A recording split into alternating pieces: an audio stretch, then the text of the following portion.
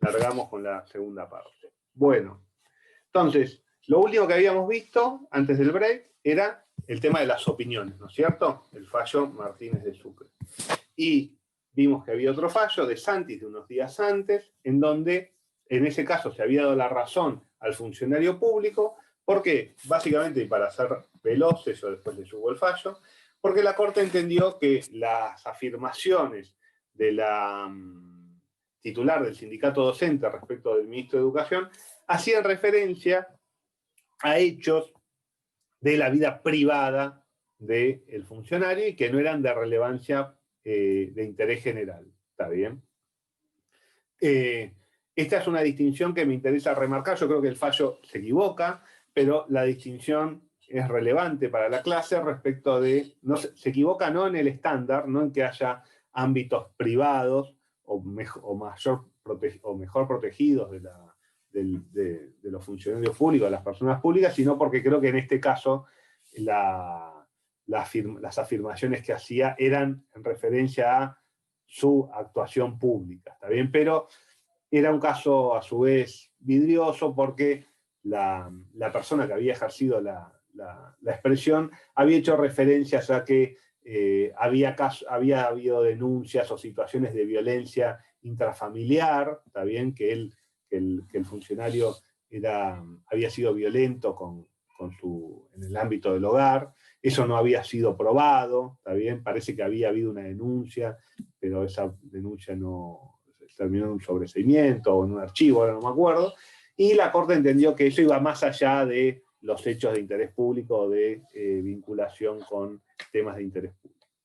Es discutible, lo vamos a dejar ahí, pero lo que me interesa del caso de Santis es que vean que la Corte, si entiende que la opinión refiere a la tarea pública, la tarea de interés pública o el carácter de funcionario de la persona en cuestión, va a tener un criterio de protección. Ahora, si entiende de que esa opinión, de que esas afirmaciones, esas expresiones referidas a un funcionario público, pero se refieren a hechos de la vida privada de ese funcionario público, esa expresión no va a tener la protección que tienen las que son referidas a temas de interés público. ¿Me entienden? ¿Me siguen hasta acá?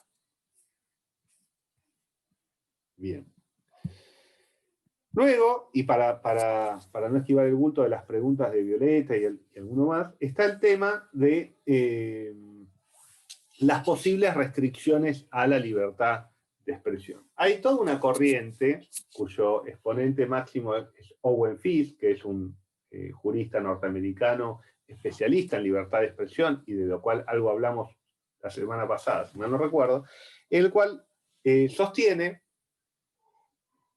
que, primero, no todos los contenidos de expresión, no todas las expresiones tienen la misma protección. Hay una idea, sobre todo en los Estados Unidos, de que la expresión hiperprotegida es la referida a contenidos de tipo político, ¿está bien? No a otros contenidos o a otros temas de expresión. Por ejemplo, la información o las expresiones de tinte o de contenido comercial pueden ser objeto de regulaciones. Bueno,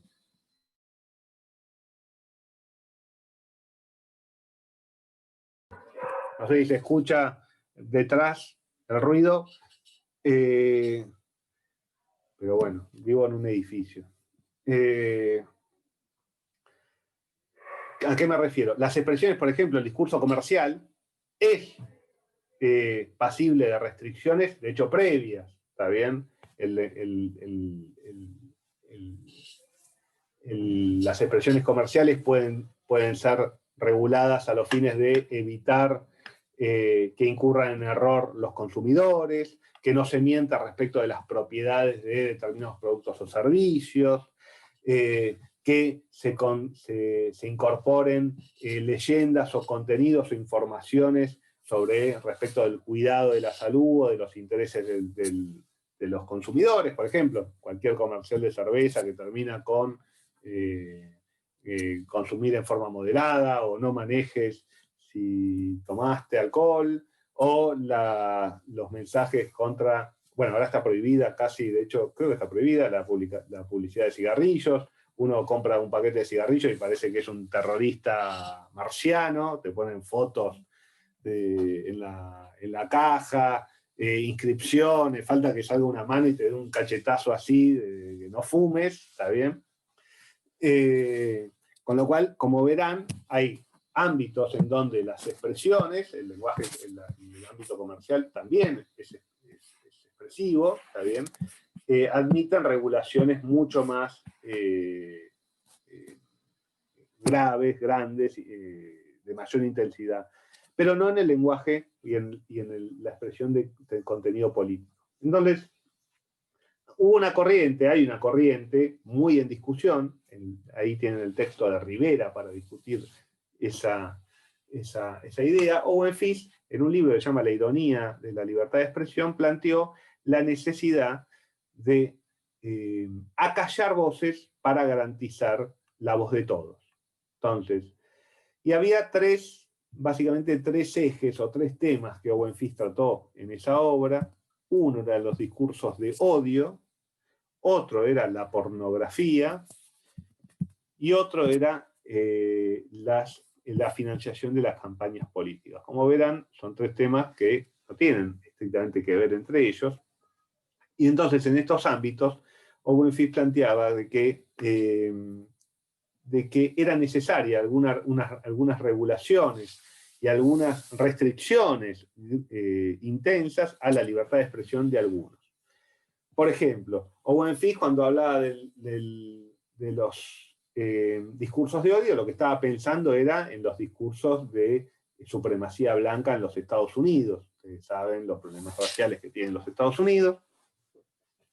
Y entonces decía, bueno, el discurso del Ku Klux Klan, que plantea que la población afroamericana es inferior, ¿está bien? Es un discurso que denigra a una gran parte de la población, que implica que su voz, cuando sea escuchada en el ámbito público, pueda valer menos a los ojos de los que los escuchan, de haber escuchado tanto que son sujetos o que no son personas, o que no pueden pensar, o que son inferiores. Si nosotros permitimos ese tipo de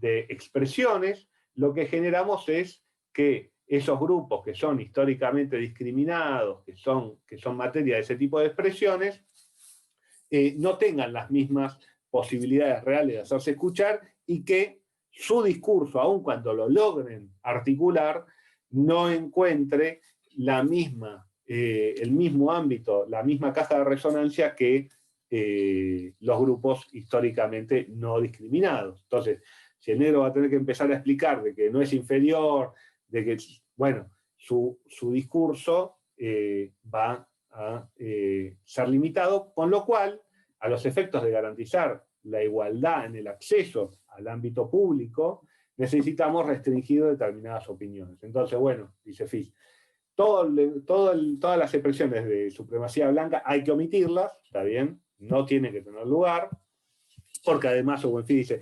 no introducen información de calidad al debate público, ¿está bien? Lo único que hacen es distorsionarlo y dificultar o impedir que accedan a ese ámbito público los sujetos que son discriminados o que son objetos de ataques a través de esas expresiones. ¿Qué opinan de esto?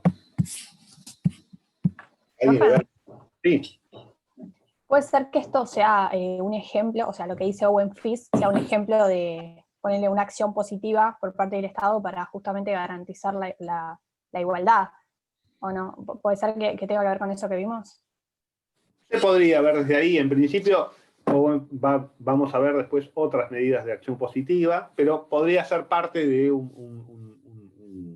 podría ser visto así, Lola, sin ningún problema. En principio, a mí relacionado con eso no me parece mal. O sea, si lo veo desde el lado de como una acción positiva por parte del Estado para terminar con la desigualdad estructural, con el ejemplo que diste de la discriminación racial y demás, a mí como que no me parece que está mal. Bien. A ver, alguien, igual tengan en cuenta de que en principio esta no es una acción positiva, O sea, se puede ver como parte de una política de acción positiva, pero la política en sí no es de acción positiva porque lo que hace es, bueno, vos callate, vos no hables. No es que de por sí no está garantizando, bueno, venga usted, sector discriminado, a hablar.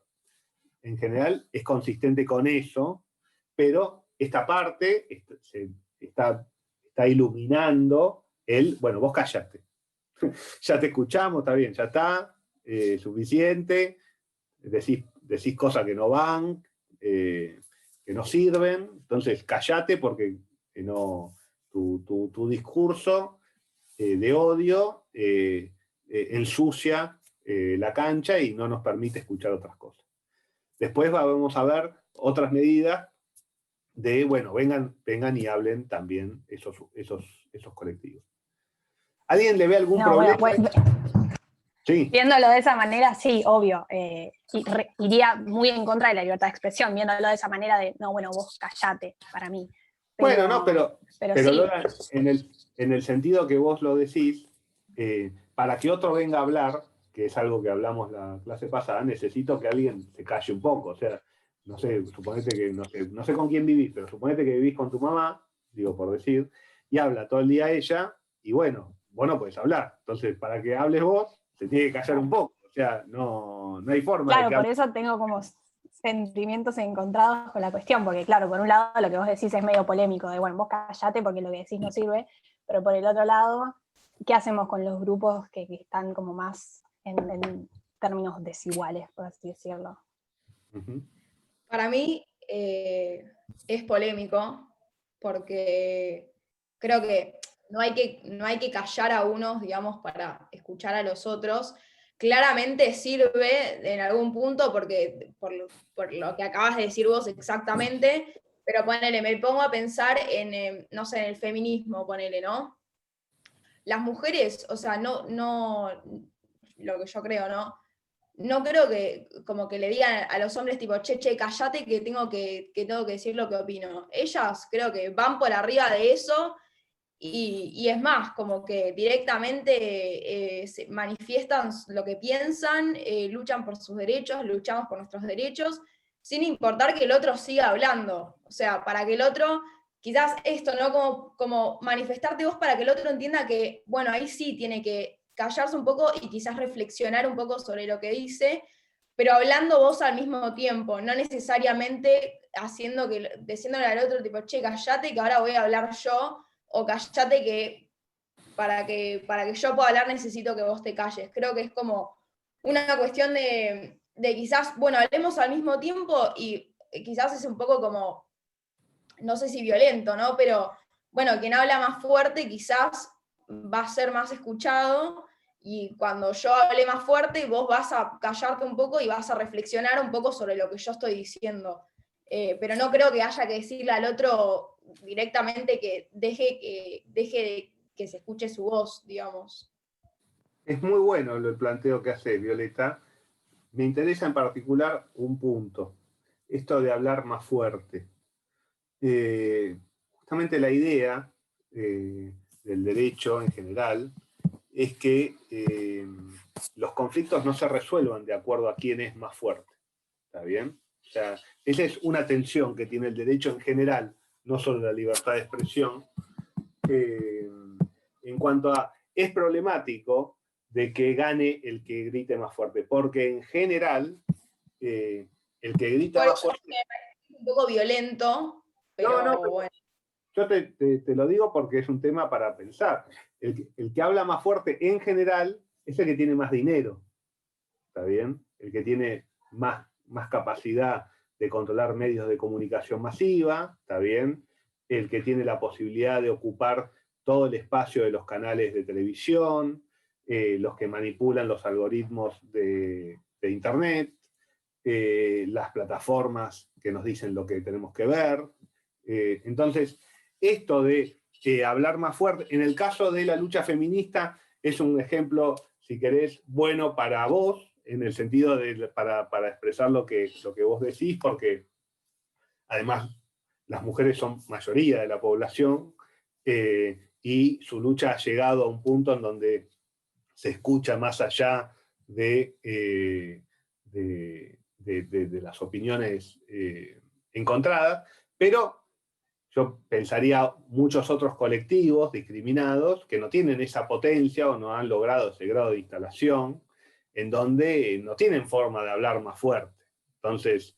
Bueno, pero por ejemplo, los afroamericanos, quizás en ese momento, ponele, cuando Fizz pensó todo esto, quizás decía, bueno, no tienen la fuerza para hablar más fuerte, pero mirá todo lo que pasó con el negro que mataron, por ejemplo, el mundo en sí, incluyendo los blancos, se hicieron escuchar para que no discriminen a esa población, sin ser parte de esa misma población. Quizás yo no entiendo el concepto de hablar más fuerte, pero, qué sé yo, en el caso, como que no lo pienso, en el caso del feminismo ni siquiera me pongo a pensar si las mujeres tienen o no poder económico, por ejemplo, sino como en el caso de como esto, de ir a militar, de hacerlo por las redes sociales, de hacerlo de cualquier manera que lo puedas hacer, seas la persona que seas pobre o seas rico o lo que fuera,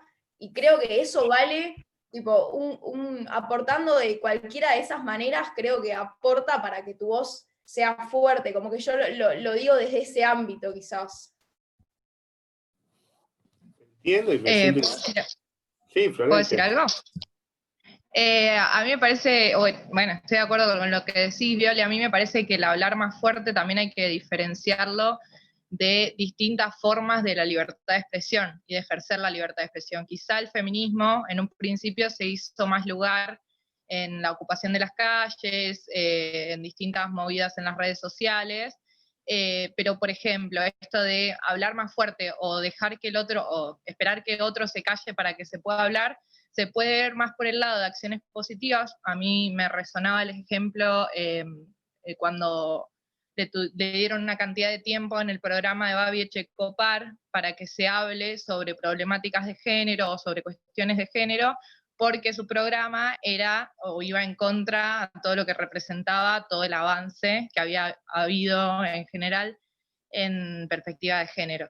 Y esto también se puede ver en otros espacios que quizá pueda significar, en vez de hablar más fuerte, el espacio para que se pueda empezar a ver un cambio en ese sentido, no necesariamente solo hablando de perspectiva de género, sino que también mujeres y disidencias empiecen a encontrar espacios en donde antes no lo tenían, relacionado con lo que decía Nico en ese sentido, de que el que habla es el que tiene la plata, o quizá el monopolio un monopolio de la libertad de expresión termina siendo el monopolio de la prensa, como es el caso de, por ejemplo, Ángela Lerena, que ahora relata fútbol, o es el caso de las periodistas que se meten en otros ambientes, aparte del fútbol, siendo las que conducen un programa que antes ni se esperaba. Me parece que va más por ese lado, el hablar más fuerte, que en realidad ni siquiera es hablar más fuerte por hablar a los gritos, sino hablar porque apareces en la escena política, en la escena comunicacional y todo eso, en ese sentido. Gracias.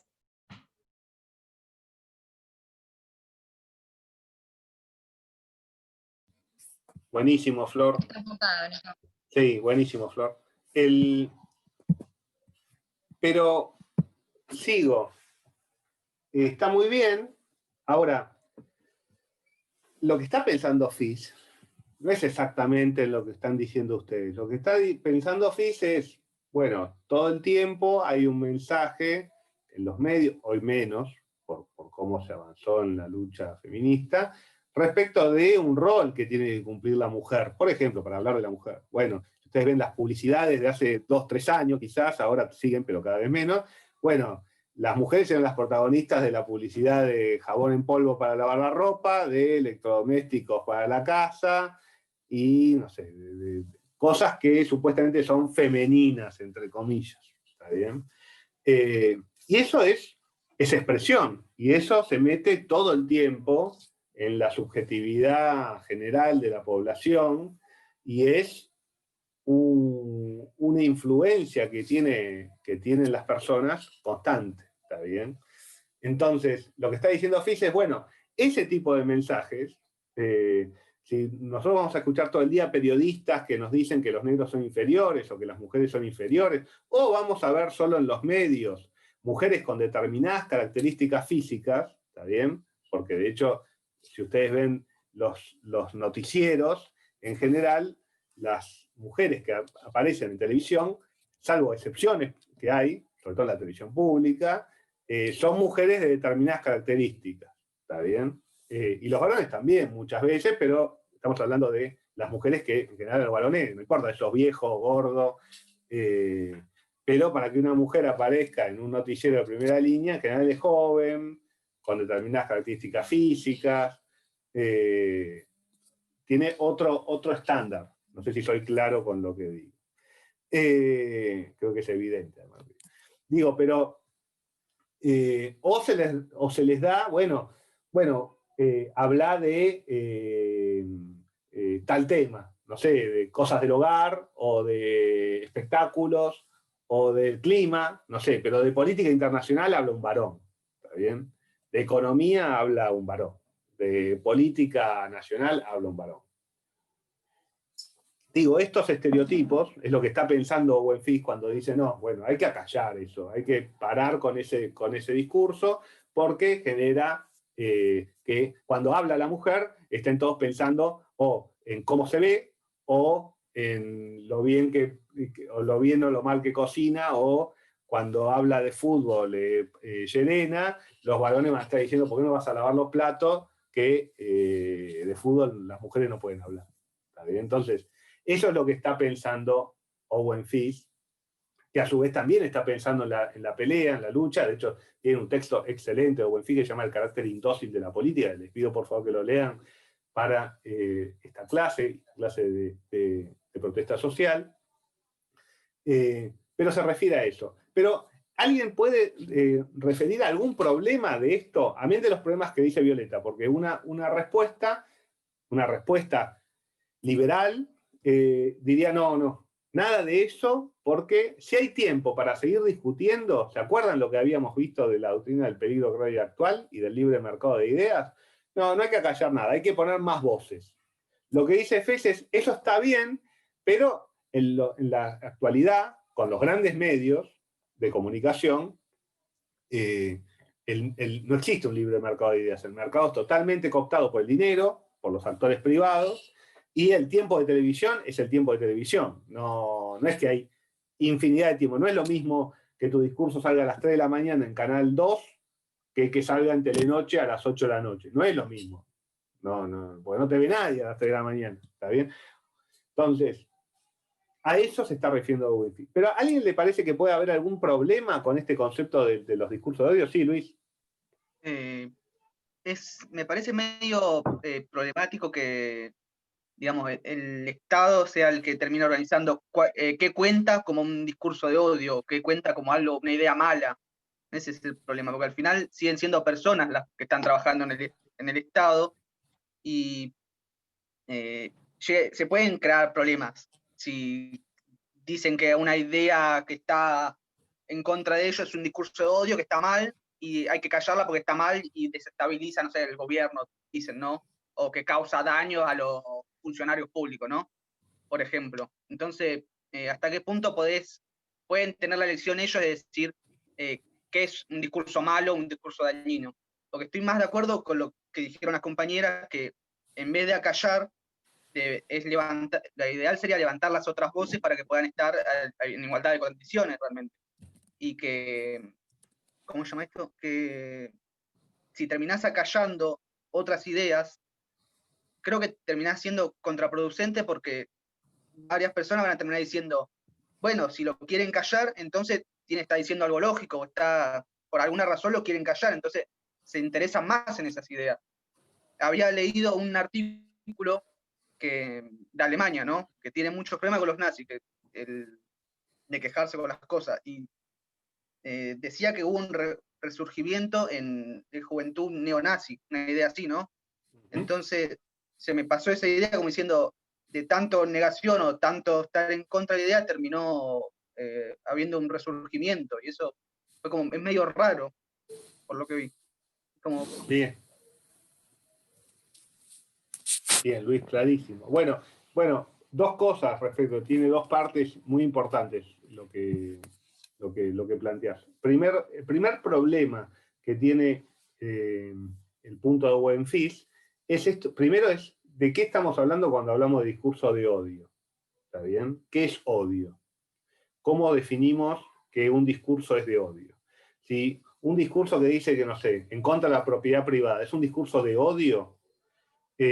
Un discurso en general el discurso político puede fácilmente verse como un discurso de odio. Si uno escucha en general está en contra de algo, está bien, y a favor de otra cosa, y lo que está en contra de algo es muy malo, y es objeto de duras críticas, y puede haber un desacuerdo importante y sincero respecto de qué es odio, ¿está bien? ¿A qué llamamos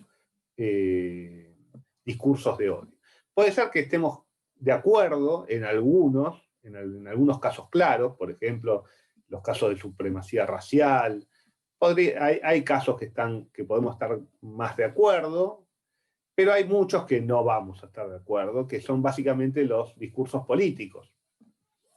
Y a su vez, cuando uno habla de discurso de odio, y esto es algo que plantea Waldron, en general, los tratados, las normas, lo que plantean es la prohibición de ese discurso de odio expuesto de una manera determinada, pero no de todas las maneras. Y él da un ejemplo respecto de que aún ideas de superioridad racial pueden ser puestas de manera historiográfica o aséptica, y que en principio esas ideas no serían objeto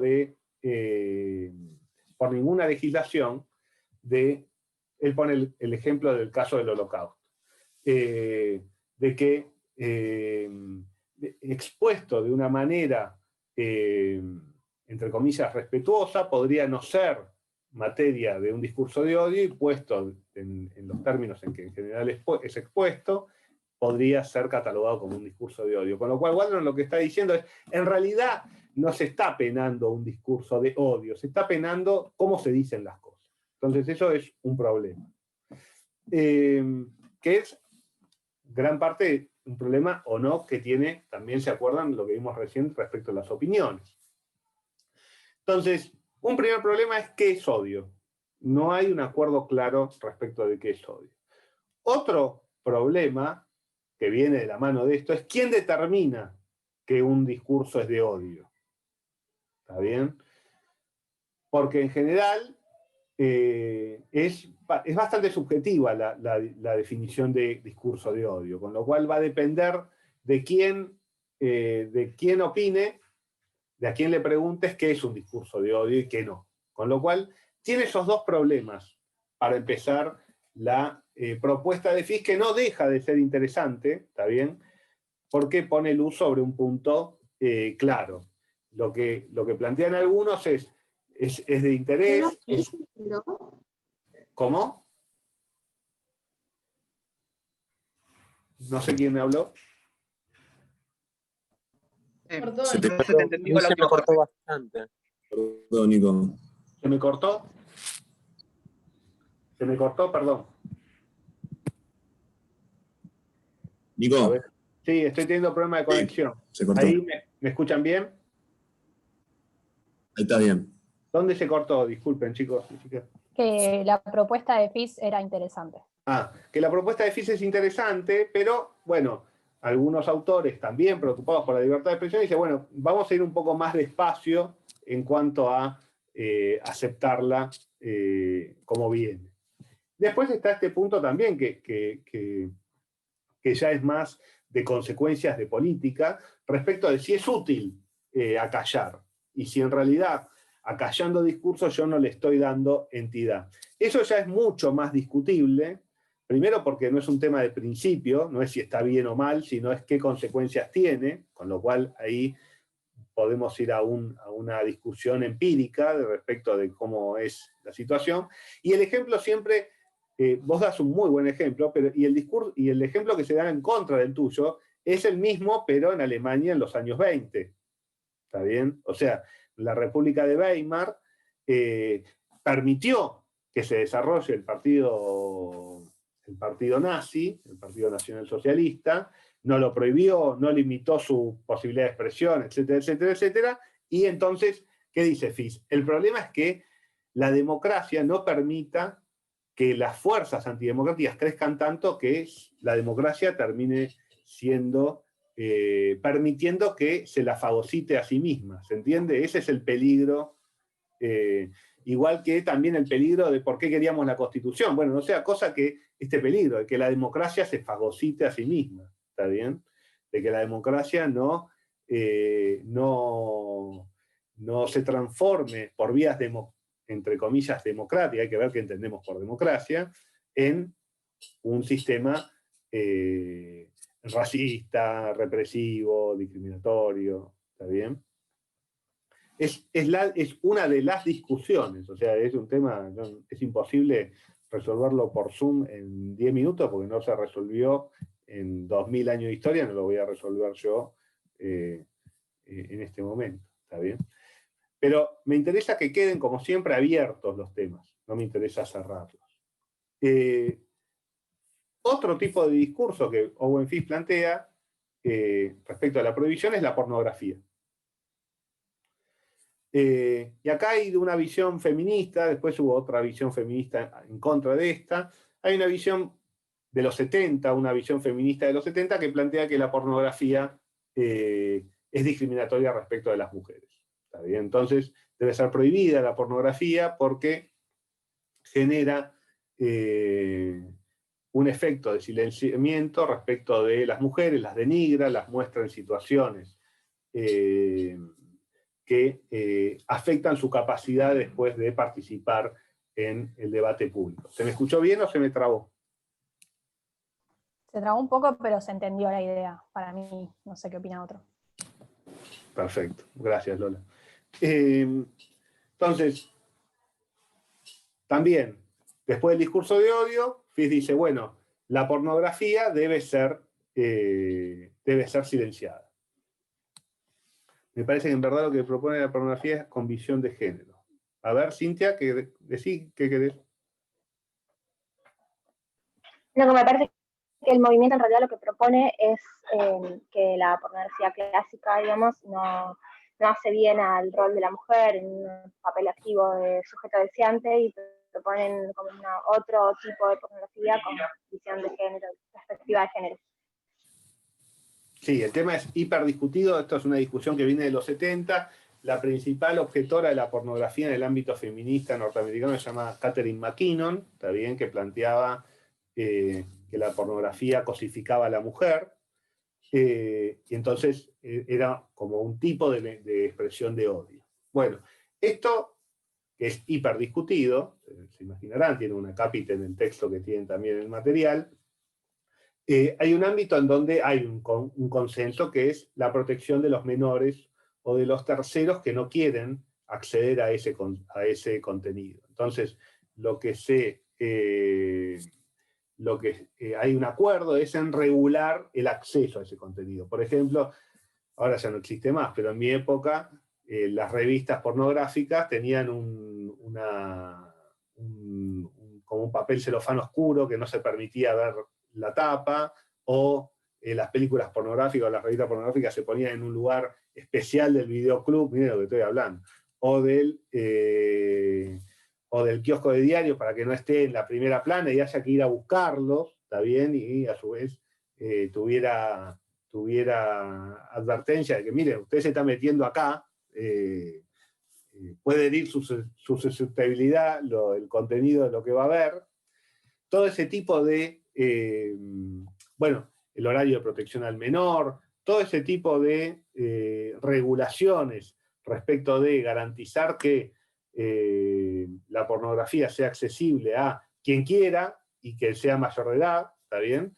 En principio hay acuerdo respecto de eso. Lo que no hay acuerdo es respecto de la prohibición de la pornografía como política pública en expresión, y ahí lo que se discute es, por un lado, quienes dicen que la pornografía no tiene ningún contenido expresivo, ¿está bien? Que no tiene ninguna utilidad, que es un mensaje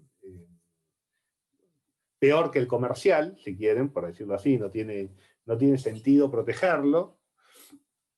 En mi opinión, esta posición tiene mucho olor a perfeccionismo, ¿está bien? En cuanto a que está sustentado en una valoración moral negativa de la pornografía, de que eso le hace mal a la persona que ve pornografía o que consume ese tipo de contenidos, ¿está bien?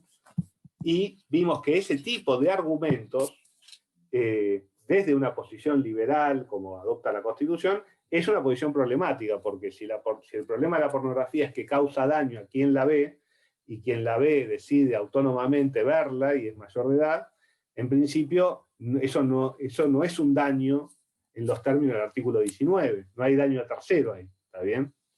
Estamos como quien fuma un cigarrillo. Yo fumo, por ejemplo, cada tanto, una vez por semana, y yo sé que me hace mal, no necesito, tengo 42 pirulos, sé perfectamente lo mal que me hace el cigarrillo, y nunca se judicializó el caso, ¿no? Pero si alguien me quisiera prohibir fumar porque me hace mal, yo podría decir, mire, yo tengo derecho a hacerme mierda a los pulmones, está constitucionalmente garantizado por el artículo 19. Ser un pelotudo está garantizado por el artículo 19 de la Constitución. ¿Está bien? Disculpe, profesor. Sí. Con ese argumento también moral, entonces hay que prohibir las películas de acción porque dañan la imagen del hombre, porque tiene que ser hipermasculinizado y violento. Las películas de amor también hay que prohibirlas porque dañan la imagen de moral del amor también. O sea, es como que con ese argumento se puede prohibir cualquier cosa, realmente. Con ese argumento de que... El argumento tiene un problema que se llama de pendiente resbaladiza, que es lo que vos estás diciendo, Luis, en cuanto a que, bueno, si yo acepto esto, tendría que aceptar todo esto. Te podrían contestar también sí, pero es cierto, pero el colectivo históricamente discriminado son las mujeres, y hay un tipo de pornografía que cosifica a la mujer en forma especial, ¿está bien? Con lo cual, está bien lo que usted dice, pero también tiene algún contorno distinto en este punto. Sí, Maru. Hola chicos, yo recuerdo que cuando tuvimos esta discusión en clase con Nico, yo había comentado que desde algún punto tiene sentido de lo que planteaba recién, que las mujeres somos un grupo desaventajado históricamente, y ya entrando igualmente en la regulación del contenido, es cierto que se cosifica y hay violencia, no consumo pornografía, pero que en cierta parte de la pornografía se cosifican a las mujeres e incita a la violencia. O sea, esto viene a colación por lo que dijo recién Luis, como diciendo que habría que diferenciar las temáticas porque, o sea, hablando de desigualdad, las mujeres son un grupo desaventajado hace un montón de tiempo. No sería como una película de acción, que igualmente está recontra discutido porque puede ser protegido o no la pornografía, pero creo que hay que distinguirlo. Bien, Maru, muchas gracias. Sí, bueno, también, sí, Luis. Disculpe, también se dice prohibir la pornografía, entonces no puede haber pornografía homosexual de dos hombres, entonces tampoco se podría. No, porque el problema es la mujer, y lo que decía Maru, que históricamente fuimos como sexualizadas, no sé si esa sería como la palabra, pero el problema no es entre dos hombres, entre dos homosexuales.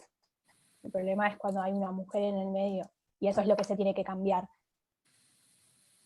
Bien, como verán, es un tema. Como verán, es un tema muy discutido, por eso también hay algunos que pretenden hacer clasificaciones de pornografía, y entonces decir que hay algunas tipos de pornografía que podrían encajar en esta solución de Owen Fish y otras que no, lo cual tiene un problema. A mí me importa que ustedes sepan los problemas tiene un problema que es la regulación de contenido. En libertad de expresión, si hay algo que en principio está vedado, es regular el contenido de las expresiones. ¿Está bien? Entonces, si es expresión y yo voy a prohibir o restringir una expresión por su contenido, en principio eso es inválido de acá a la China. ¿Está bien? Puede ser que en el caso se dé un interés estatal urgente, que no sea posible custodiarlo de otra manera, podría ser el supuesto, está bien, no digo que no, pero lo que digo es, siempre antes de avanzar, tener en cuenta el marco general en donde se insertan estas discusiones y también los argumentos de pendiente resbaladiza, o sea, ¿qué implica asumir esta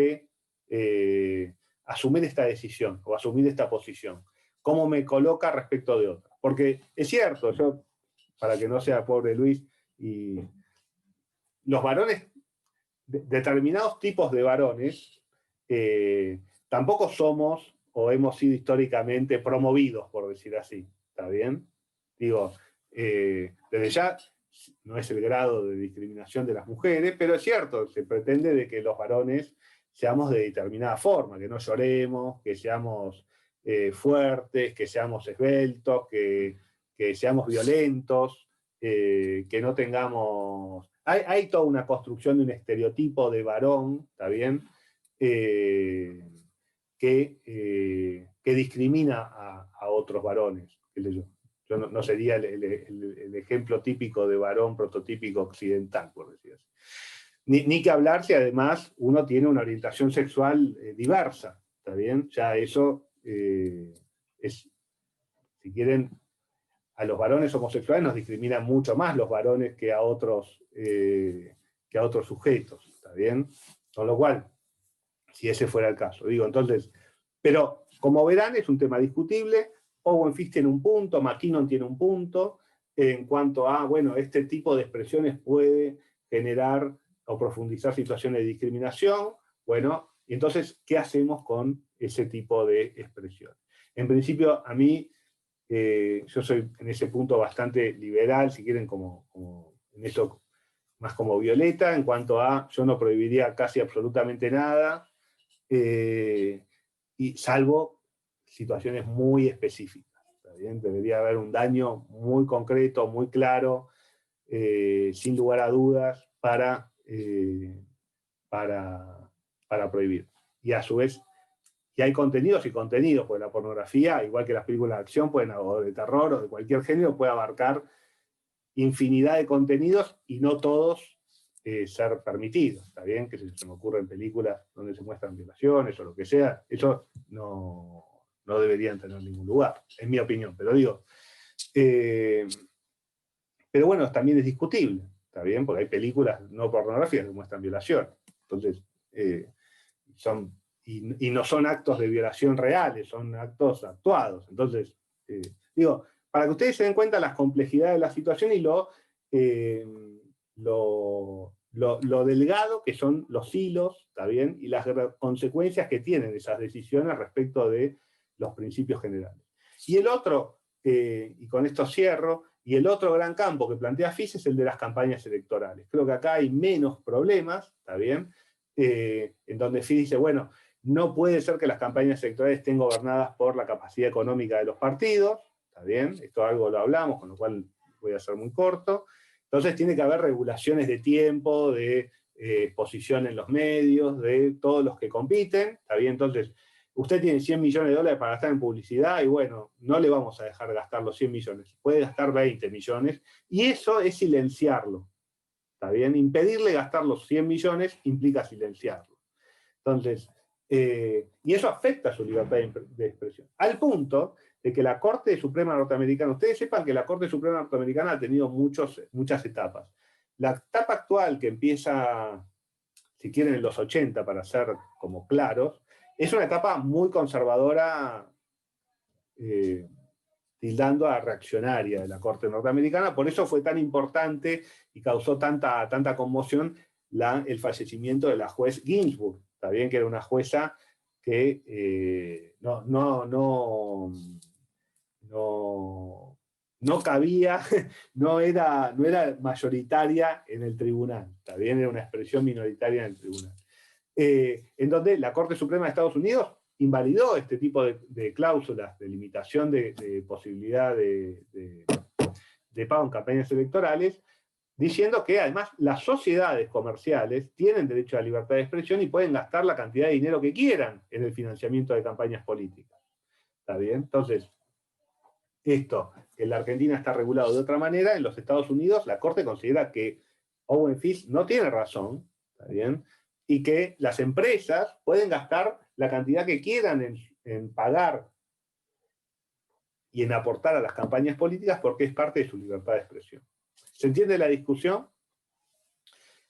Ahora, si nosotros tenemos esa visión liberal extrema, si quieren, o liberal, de, bueno, cada uno gaste lo que tenga, que es, si quieren, la parte oscura de lo de gritar más fuerte, para usar esa expresión, bueno, el que grita más fuerte es el que más plata tiene, el que más periodistas compra, el que más tiempo de televisión compra, el que más aparece en los diarios, el que más aparece almorzando en los programas, cenando, y el que no tiene plata no aparece en ningún lado, nadie sabe ni siquiera qué opina, y si alguna vez aparece, dicen, y si no tiene forma de llevarlo a cabo, ¿para qué voy a votarlo si no va a poder hacer nada? Si es casi un chiste, lo que existe son estos 2 o 3 candidatos. Esto es lo que pasa en casi todas las elecciones. Ustedes en general no deciden entre 10 candidatos, en general se decide entre 2 o 3 candidatos, ¿está bien? Entonces, y eso distorsiona la democracia, ¿está bien? Por eso Owen Fish plantea la necesidad de que el Estado regule esa situación. Bueno, se nos acabó el tiempo. Como habrán visto, no les mandé el trabajo práctico, los estoy dejando respirar un poco. No me tienen que dar las gracias, con que estén aliviados un poco, pero no se atrasen en las lecturas. También vamos a ver si les mandamos un trabajo que integre la mayor cantidad de cosas, porque el examen, aunque parezca mentira, se viene pronto, no quedan tantas clases. La clase que viene vamos a ver Derecho Procesal Constitucional. El año pasado dimos amparo por Zoom, creo que la próxima clase vamos a ver habeas corpus. Tiene un muy buen texto de habeas corpus en el material, escrito por un jurista de talla muy bueno, que se llama Nicolás Tauber. Así que vamos a ver ese tema, y seguramente vamos a ver algo de protesta. Sí, tengo que ver dónde meto protesta. Una posibilidad es que lo cite a las 10 de la mañana para ver protesta, y otra que les grabe un video. ¿Ustedes están dispuestos a tener una clase de 3 horas? ¿Tienen ganas? Me van a odiar, pero a mí no me molestaría. Con break. Con break, por supuesto. Bueno, entonces quedamos así. El miércoles que viene empezamos a las 10, empezamos con protesta, y después seguimos con habeas corpus, que además está unida porque podemos hablar también de situaciones de violencia institucional. Ustedes saben que yo me ocupo de eso en mi fase de militante, así que les puedo dar material hasta de qué hacer en caso de ser detenido, bueno, cómo comportarse en situaciones de detención. Podemos hacer una clase interesante, si quieren, con eso, para romper un poco las estructuras. ¿Les parece bien? Bueno, entonces, chicos y chicas, alumnos y alumnas, muchísimas gracias, como siempre, y nos vemos el miércoles que viene a las 10 de la mañana. Yo les voy a mandar el mensaje, pero recuerden que nos vemos a las 10. Sí, Luis. Después una pregunta, están hablando del discurso de odio, que me quedó colgada la pregunta. Había leído algo de que estaban haciendo un observatorio contra esto en odio. ¿Qué piensa usted de eso? Porque bueno, me quedó colgado, lo estaba leyendo. El fenómeno de la fake news es un fenómeno, entre comillas, nuevo, que genera problemas y desafíos importantes, porque puede afectar la toma de decisiones democráticas, ¿está bien? Uno tira una fake news o una mentira en una red social, en internet, y genera un daño muy grande. Es muy difícil después volver a tener la misma audiencia para explicar. En general, además, las autoridades políticas están muy desprestigiadas ante la población, con lo cual, en principio, su voz también vale un poco menos. Es difícil contrarrestar determinadas movidas de opinión falsa. Se vio mucho en la última elección de los Estados Unidos, pero se ve en general todo el tiempo, pueden ser bastante agresivas también para los derechos fundamentales de las personas, de los particulares. A mí en general igual la idea, me parece que es una buena idea, pero creo que debería estar instrumentada de otra forma, ¿está bien? Debería estar instrumentada primero con una idea de un acuerdo político amplio respecto de este tema, debiera ser un tema de objeto de discusión pública y política general, abierta, porque es un tema que afecta a todos, no debiera ser una política de un gobierno. Y después si se va a generar una estructura o un órgano para controlar esto, creo que debería ser un órgano que no dependa del Poder Ejecutivo, ¿está bien? Debería ser un órgano extrapoder, algún órgano que tenga una composición, que no soy un estudioso del tema, pero que tenga una composición plural, ¿está bien? De manera de evitar en la medida de lo posible que sea utilizado para que el gobierno de turno silencie opiniones de opositores, ¿está bien? No creo que sea la idea de este observatorio, porque además este observatorio es simplemente un observatorio, se desató todo un mare magnum por una idea de simplemente un observatorio para empezar a estudiar el fenómeno, ¿está bien? No para tomar medidas, porque el Poder Ejecutivo no puede tomar medidas respecto de eso. Si es eso, un observatorio, me parece bien estudiar el tema, me parece bien que una agencia gubernamental estudie el tema, no me parece mal, pero sí me parece que son para tomar medidas, por ejemplo, en Inglaterra, en el Reino Unido, tienen el sistema de la BBC, por ejemplo, de medios que hoy está muy denigrado, ¿está bien? Pero en donde, por ejemplo, el canal público no lo dirige la Secretaría de Comunicación, el Ministerio de Comunicación, lo dirige un ente que fija sus políticas, un ente público, pero que no es estatal, no depende del gobierno político, del gobierno de turno, entonces, bueno, tiene políticas determinadas, está representada la oposición, distintos sectores, bueno, se pueden diseñar políticas de otra manera, porque ahí el peligro siempre está, y siempre hay que tener desconfianza. Yo particularmente tengo una buena mirada del gobierno nacional, de hecho casi fui candidato a diputado por el Frente de Todos, con lo cual no tengo problema en decirlo, pero siempre hay que tener desconfianza respecto a darle herramientas al Poder Ejecutivo para regular temas de libertad de expresión, ¿está bien? No creo que sea el caso de Novio, ¿está bien? Porque creo que es un observatorio hasta donde sé. Pero si fuera más allá, creo que habría que hacerlo con un mayor acuerdo político y con una instrumentación institucional que despeje ese peligro. Pero sí creo que el tema de la fake news es un problema que hay que abordarlo, que no es suficiente con el libre mercado de ideas porque no funciona, no es suficiente para garantizar la libertad de expresión de todos.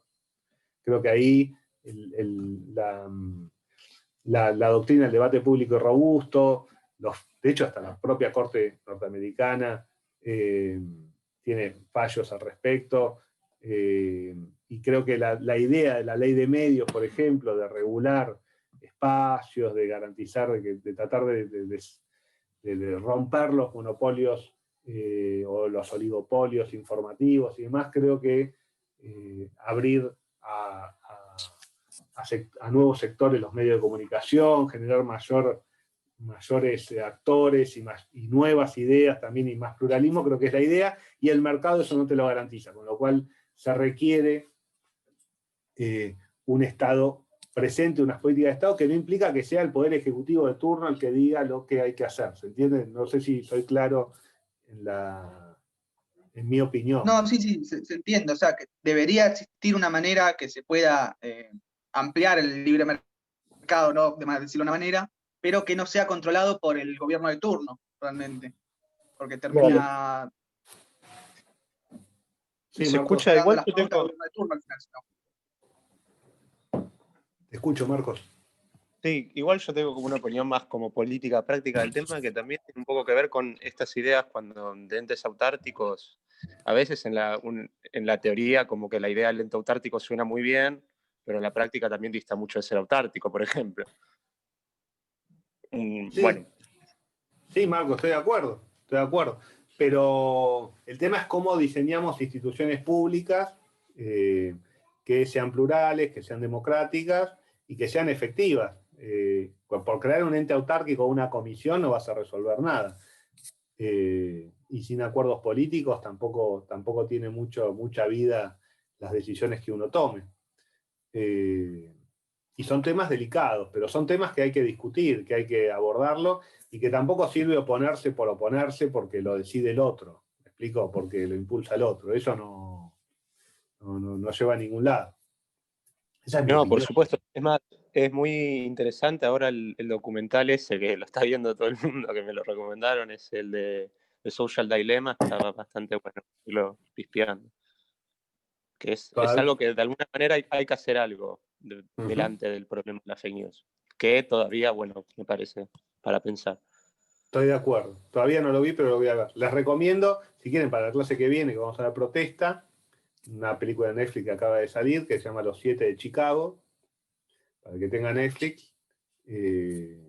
Puede ser interesante que la vean para que vean cómo funciona un sistema judicial ante un caso de criminalización de protesta social, y de paso que se rían un poco porque su docente podría ser el abogado de los detenidos, que es en general lo que suelo hacer, así que les puede resultar interesante. ¿Está bien?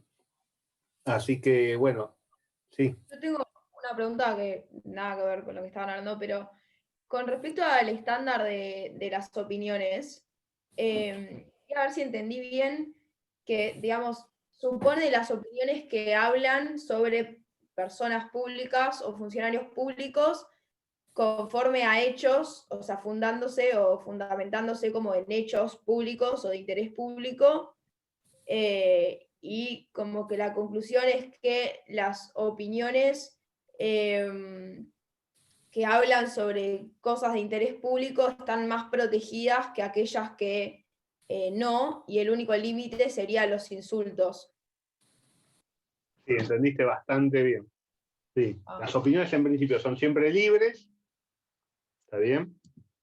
Y solo pueden dar lugar a responsabilidad ulterior cuando son meros insultos, ¿está bien? Y a su vez, ese mero insulto hay que darlo con un carácter restrictivo. ¿Por qué? Porque si el lenguaje es ofensivo, duro y demás, pero se relaciona con hechos de interés público y está vinculado esa opinión a una expresión respecto de un hecho de interés público o de hechos de interés público, ¿está bien? Tiene una protección mayor, y entonces hay que tener una mirada restrictiva respecto del carácter insultante de la expresión. Ahora, si esa opinión se emite respecto de una característica particular o del ámbito privado del funcionario, esa expresión no tiene la protección. Por ejemplo, no sé, pensando en lo que dijo Federico, si alguien, no sé, supongamos que yo hubiera elegido diputado, no sé, vamos a poner por ejemplo, yo fuera diputado, y alguien dice, y yo tuviera un hijo discapacitado, que por suerte no tengo 2 hijas preciosas que no tienen ningún problema, pero supongamos que lo tuviera. Y entonces alguien dice, empieza a hablar del carácter discapacitado de mi hijo. Bueno, ese no es un dato de relevancia pública, ¿está bien? O de alguna situación del hogar, o de lo que le pasa a algún integrante de la familia. Lo que se puede opinar, está protegido, es opinar respecto a lo que hace el diputado en el ámbito público o de sus características morales respecto de ámbitos públicos. Después, si es homosexual el diputado, no es relevante. O sea, no hace a la función. Es un ámbito de su vida, salvo que él lo haya hecho público y no hay problema. Bueno, entonces se habla de que sale con fulano, como se habla de cualquiera, está bien, pero si no, hay ámbitos que son reservados. ¿Está bien? No sé si no es tan fácil tampoco dar principios generales contundentes, porque es muy casuística los supuestos. y a su vez a veces que la Corte, los tribunales van cambiando. Si ustedes ven, yo les voy a subir, vean DeSantis y vean Martínez, y para mí los dos deberían haber tenido una solución similar. Si bien en DeSantis se puede entender que refiere a un ámbito más privado y que podría entenderse que no era necesario decir eso para criticar. Ese podría ser un buen estándar. Tiene que ver, o sea, es necesario, viene al caso de lo que viene diciendo, o dice que es un pésimo ministro de Educación, y además porque es un HDP. Y quizás no era necesario decir HDP. Ahora, eso lo que genera que haya responsabilidad, y bueno, no sé, depende, si refiere a que HDP es porque, no sé,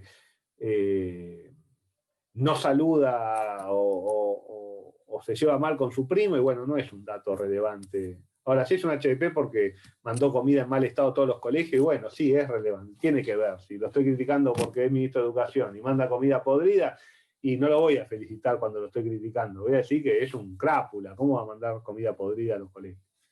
Entonces, si me van a sancionar porque dije que era un crápula, en realidad me están sancionando por dar una opinión respecto a un hecho de interés público relacionado con una denuncia de un hecho público que yo hice. ¿Se entiende? Sí, y cuando se habla de insultos, o sea, tiene que ver con como el nivel en el cual se ofenda a la otra persona, o son literalmente malas palabras. No, insultos, decirle un insulto. Claro, ok, perfecto.